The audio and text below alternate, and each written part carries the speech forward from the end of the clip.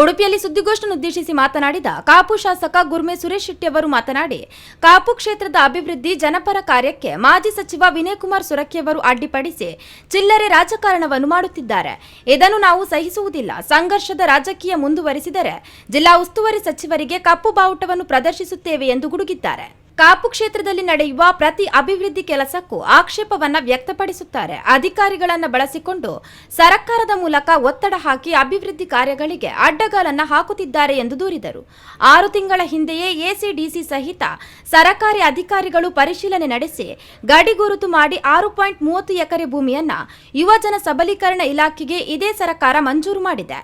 ಪಕ್ಷಾತೀತ ಜಾತ್ಯತೀತವಾಗಿ ಕಂಬಳ ಸಮಿತಿ ರಚಿಸಿ ಜಿಲ್ಲಾ ಉಸ್ತುವಾರಿ ಸಚಿವರಿಗೆ ಆಮಂತ್ರಣ ಪತ್ರಿಕೆಯ ನಕಲು ಕಳುಹಿಸಿ ಅವರಿಂದಲೇ ಒಪ್ಪಿಗೆಯನ್ನ ಪಡೆಯಲಾಗಿದೆ. ಕಾಂಗ್ರೆಸ್ನ ನಾಯಕರ ಫೋಟೋವನ್ನ ಮುದ್ರಿಸಲಾಗಿದೆ. ಕೊನೆಯ ಕ್ಷಣದಲ್ಲಿ ಸೊರಕೆ ಉಸ್ತುವಾರಿ ಸಚಿವರಿಗೆ ಒತ್ತಡ ಹಾಕಿ ಕಂಬಳವನ್ನ ನಿಲ್ಲಿಸುವ ಕುತಂತ್ರವನ್ನ ರಾಜಕೀಯವನ್ನ ಮುಂದುವರಿಸಿದ್ದಾರೆ. ಕರಾವಳಿಯ ಬಗ್ಗೆ ಅಸಡ್ಡೆ, ಅನುದಾನದ ಅಭಾವ, ಮಂತ್ರಿಗಳ ಮಲತಾಯಿಯ ಧೋರಣೆ ಈ ಮೂಲಕ ಮತ್ತೊಮ್ಮೆ ಸಾಬೀತಾಗಿದೆ ಎಂದು ವಾಗ್ದಾಳಿಯನ್ನ ನಡೆಸಿದ್ರು. ನನಗೆ ಕಮಲದ ಎಪಿಸಿಡಿ ಗೊತ್ತಿಲ್ಲ, ಊರವರೆಲ್ಲ ಬರ್ತಾರೆ. ಬಂದಾಗ ನಾನು ಡಿ ಸಿ ಒಂದು ಮನವಿ ಮಾಡ್ತೀನಿ. ಊರಲ್ಲಿ ಒಂದು ಒತ್ತಾಸೆ ಇದೆ, ಅವರ ಆಶಯ ಇದೆ. ಹಾಗಾಗಿ ಈ ಗಡ್ಪಾಡಿ ಬಿಟ್ಟರೆ ಈ ಭಾಗದಲ್ಲಿ ಕಂಬಳ ಇಲ್ಲ ಅನ್ನೋ ಮಾತನ್ನು ಹೇಳಿದಾಗ ಅಲ್ಲಿ ಅವರು 6 ತಿಂಗಳು ಪ್ರೊಸೆಸ್ ಇದ್ದು 6 ತಿಂಗಳು ಪ್ರೊಸೆಸ್ ಅಲ್ಲಿ ವಿಲೇಜ್ ಅಕೌಂಟೆಂಟ್ ಹಿಡಿದು ತಹಶೀಲ್ದಾರ್ ಹಿಡಿದು ಎಸಿ ಹಿಡಿದು ಡಿ ಸಿ ಅದನ್ನ RTC ನಮ್ಮ ಕಂಬಳದಲ್ಲಿ ಮಾಡ್ತಾರೆ. ಆಮೇಲೆ ಒಂದು ಕಂಬಳ ಸಮಿತಿಯಿಂದ ಮಾಡಬೇಕು ಅಂತ ಹೇಳಿದಾಗ ರಿಜಿಸ್ಟರ್ಡ್ ಡಾಕ್ಯುಮೆಂಟ್ ಇದೆ ನಮ್ಮ ಹತ್ರ. ಕೋಆಪರೇಟಿವ್ ರಿಜಿಸ್ಟರ್ ಅವರು ಒಂದು ರಿಜಿಸ್ಟರ್ಡ್ ಡಾಕ್ಯುಮೆಂಟ್ ಕೊಡ್ತಾರೆ. ಅಲ್ಲಿ ಕೋಟ ಶ್ರೀನಿವಾಸ ಪೂಜಾರಿ ಗೌರವಾಧ್ಯಕ್ಷರು, ಬಂಜಾರ ಪ್ರಕಾಶ್ ಶೆಟ್ಟರು ಗೌರವಾಧ್ಯಕ್ಷರು, ಹಾಗೆ ಶಿವಪ್ರಸಾದ್ ಹೆಗ್ಡೆ ಅವರು ಅಲ್ಲಿ ಇರ್ತಾರೆ. ಊರಿನ ಗಣ್ಯರು, ಮಾನ್ಯರು, ಶ್ರೀಕಾಂತ್ ಭಟ್ ಅಂತೇಳಿ ಅವರು ಇಲ್ಲಿ ಮಣಿಪಾಲದಲ್ಲಿದ್ದಾರೆ, ಅವ್ರನ್ನ ಅದಕ್ಕೆ ಸದಸ್ಯರನ್ನ ಮಾಡಿದ್ವಿ. ಹೀಗೆ ಎಲ್ಲರನ್ನ ಸೇರಿಸ್ಕೊಂಡು ಮೊನ್ನೆ ಕೂಡ ಹೇಳಿದ್ರೆ ಒಂದು ಜಾತ್ಯತೀತವಾಗಿ ಪಕ್ಷಾತೀತವಾಗಿ ಕಾರ್ಯಕ್ರಮ ನಡೀಬೇಕು. ಕಂಬಳದ ಕಾನ್ಸೆಪ್ಟ್ ಆಗಿ ಕಾರ್ಕಳ ಶಾಸಕ ಸುನಿಲ್ ಕುಮಾರ್ ಮಾತನಾಡಿ, ಕಂಬಳ ನಡೆಯಬಾರದು, ಅದರ ಕೀರ್ತಿ ಗುರ್ಮೆ ಸುರೇಶ್ ಶೆಟ್ಟಿ ಅವರಿಗೆ ಸಿಗಬಾರದು ಎನ್ನುವ ಕಾರಣಕ್ಕಾಗಿ ಅಧಿಕಾರಿಗಳ ಮೂಲಕ ಒತ್ತಡವನ್ನ ಹಾಕಿ ನಿರಂತರವಾಗಿ ಅಡ್ಡಿಪಡಿಸುವ ಕೆಲಸ ಕರಾವಳಿಯ ಪರಾಜಿತ ಕಾಂಗ್ರೆಸ್ ಅಭ್ಯರ್ಥಿಗಳಿಂದ ನಡೆಯುತ್ತಿದೆ. ಇಲ್ಲಿ ಕಂಬಳ ನೆಪ ಮಾತ್ರ.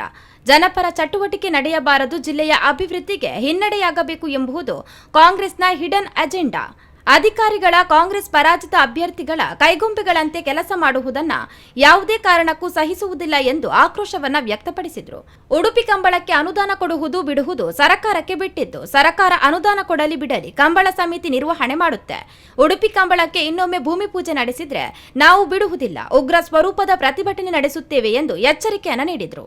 ಬೇರೆ ಎಲ್ಲಾ ಕಡೆಗಳಲ್ಲಿ ಕಂಬಳ ಹೆಂಗ್ ನಡೆದಿದ್ದು ಹಂಗೆ ನಿರಾಂತಕವಾಗಿ ಇಲ್ಲೂ ಕಂಬಳ ನಡೀಬೇಕು.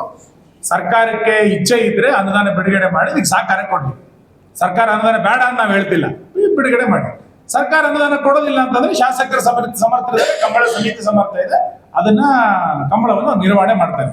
ಅದನ್ನ ಬಿಟ್ಟು ನೀವು ಕಂಬಳನೇ ಸರಿ ಇಲ್ಲ ಅಂತೇಳಿ ಇನ್ನೊಂದು ಗುದ್ಲಿ ಪೂಜೆ ಮಾಡುವಂಥದ್ದು ನಮ್ಮ ಜಿಲ್ಲೆ ಮಟ್ಟಿಗೆ ಆಗುದಿಲ್ಲ. ಮತ್ತೆ 2ನೇ ಗುದ್ಲಿ ಪೂಜೆ ಮಾಡೋದಕ್ಕೆ ಬಿಜೆಪಿ ಬಿಡೋದಿಲ್ಲ. ನಾವು ದೊಡ್ಡ ಪ್ರಮಾಣದಲ್ಲಿ ಪ್ರತಿಭಟನೆ ಮಾಡ್ತೇವೆ.